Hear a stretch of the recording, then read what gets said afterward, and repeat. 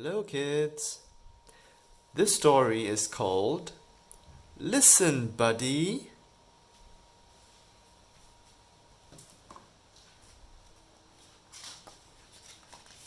Listen, buddy.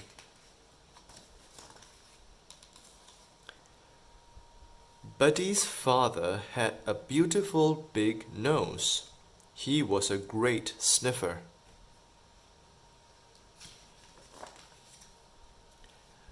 Buddy's mother had beautiful big teeth. She was a great chomper. Buddy had beautiful big ears. It didn't matter. When Buddy's parents sent him to the vegetable stand to get a basket of squash, he came home with a basket of wash. When they asked him to buy 15 tomatoes, he came home with 50 potatoes.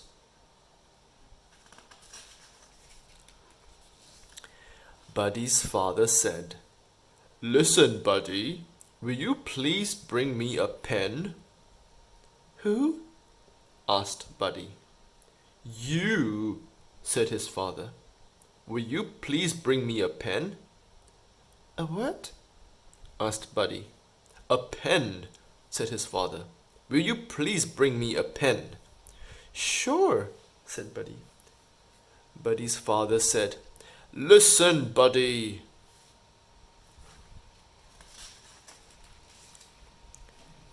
Buddy's mother said, "Listen, Buddy, will you please get me a slice of bread?" "Who?" asked Buddy.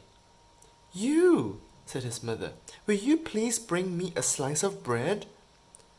"A what of what?" asked Buddy. "A slice of bread," said his mother. "Will you please bring me a slice of bread?" "Sure," said Buddy. Buddy's mother said, "Listen, Buddy."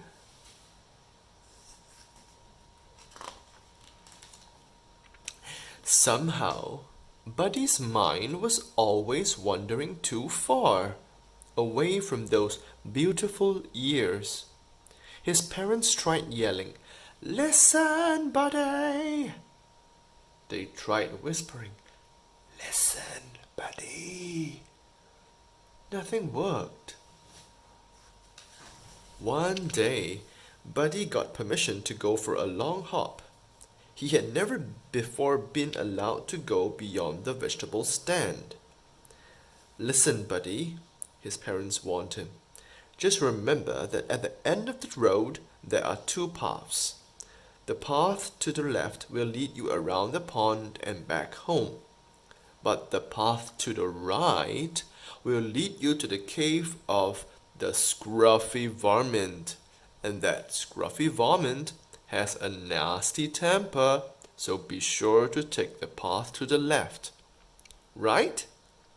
asked Buddy.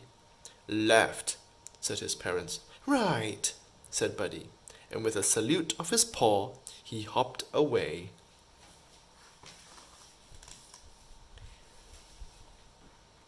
Feeling very grown up, Buddy hopped along past the vegetable stand and on to the end of the road. "Now let's see," he pondered. "Was I supposed to go left or right? Or right or left?" He thought as hard as he could. "The last thing I said was right, so that must be right." Right he went. 25 hops later, Buddy discovered that right was wrong. There in front of his cave was the scruffy varmint, doing scruffy things that varmints do, like snarling, mussing his hair, rubbing dirt on his knees, and scratching a whole lot of itches.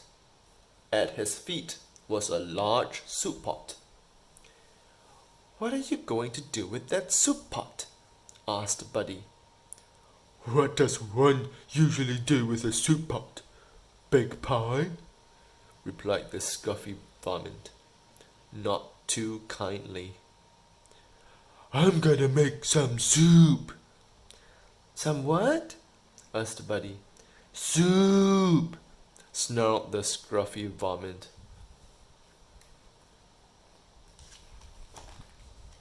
Buddy had forgotten his parents' warning about the scruffy varmint. He asked eagerly, May I help? The scruffy varmint was not fond of having company, but with help he'll have his soup sooner, so he said, All right, Bunny Rabbit, come help me gather firewood. Who? What? Asked Buddy. You, firewood. Buddy eagerly hopped ahead of the scruffy varmint. Very gently, he gathered a large prickly bundle, which he held out proudly. Roughly, the varmint grabbed the bundle. I said firewood, not briarwood, he yelped, plucking the sharp thorns from his paws.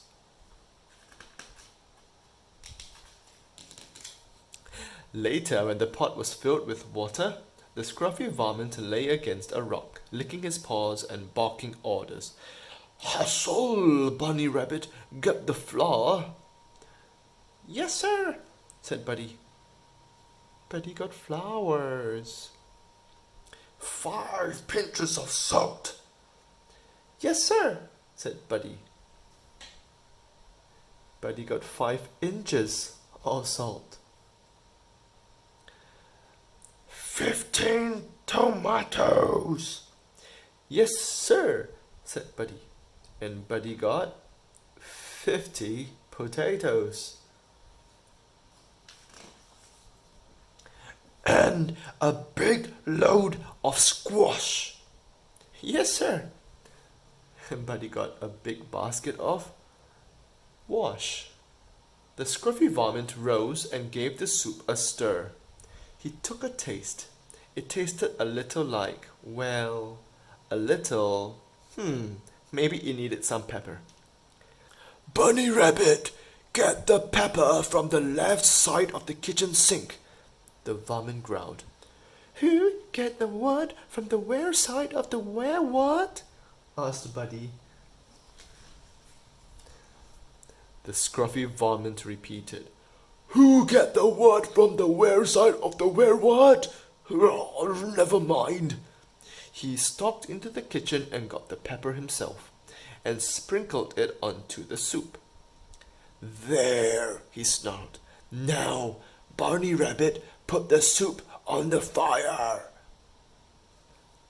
Buddy put the soup in the fire. The fire went hiss. So did the scruffy varmint. I'll teach you, he howled. I will have soup, Bunny Rabbit soup, and I know just a bunny to use. The Bunny Rabbit who never listens. Buddy listened. He also hopped. Very, very, very fast. Faster than he had ever hopped in his life. He whisked up the road and past the vegetable stand and into the safety of his house.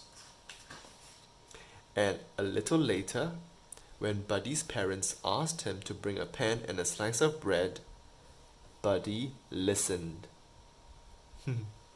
The end. Listen, Buddy. Bye-bye, kids.